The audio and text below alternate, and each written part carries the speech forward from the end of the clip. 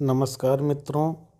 अभी मैं नई दिल्ली स्टेशन पर उतरने वाला हूँ, जिसकी स्थापना 1864 ईस्वी में चांदनी चौक के पास स्थापित किया गया था, जब हावड़ा कलकत्ता से ट्रेनें दिल्ली तक चलती थी।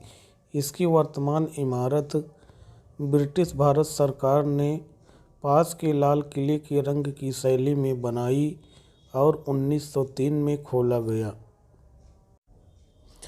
ऐतिहासिक साक्ष्यों के अनुसार दिल्ली को तोमर राजा अनंग पाल और राजपूत शासक पृथ्वीराज चौहान की दिल्ली कहा जाता है।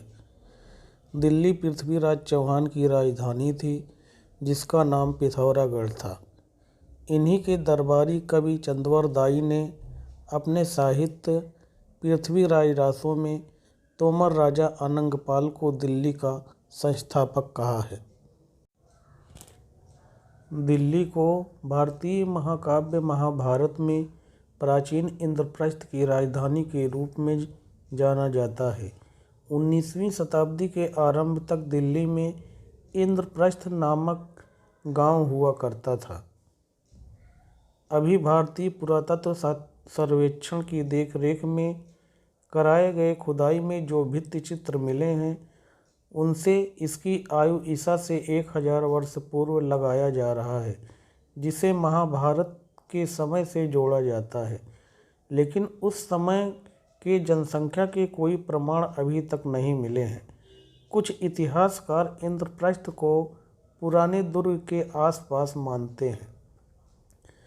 पुरातात्विक रूप से जो प्रमाण पहले मिलते हैं, उन्हें मौर्य काल से जोड़ा जाता है।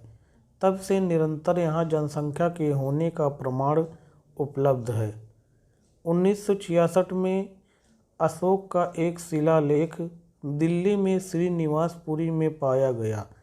यह शिलालेख, जो प्रसिद्ध लौह स्तंभ के रूप में जाना जाता है, अब कुतुब मीनार में देखा जा सकता है। इस स्तंभ को अनुमानतः गुप्त काल में बनाया गया था और बाद में 10वीं सदी में दिल्ली लाया गया।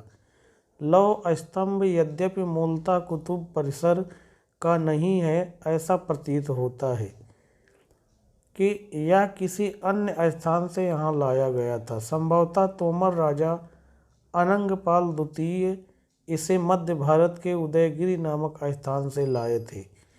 इतिहास कहता है कि 10वीं-11वीं शताब्दी के बीच लौह स्तंभ को दिल्ली में स्थापित किया गया था और उस समय दिल्ली में तोमर राजा अनंगपाल द्वितीय था। वहीं लौह स्तंभ को दिल्ली में लाया था, जिसका उल्लेख पृथ्वीराज रासों में किया गया है, जबकि फिरोज शाह तुगलक 13वीं शताब्दी में दिल्ली का राजा था। वो कैसे 10वीं शताब्दी में इसे ला सकता है?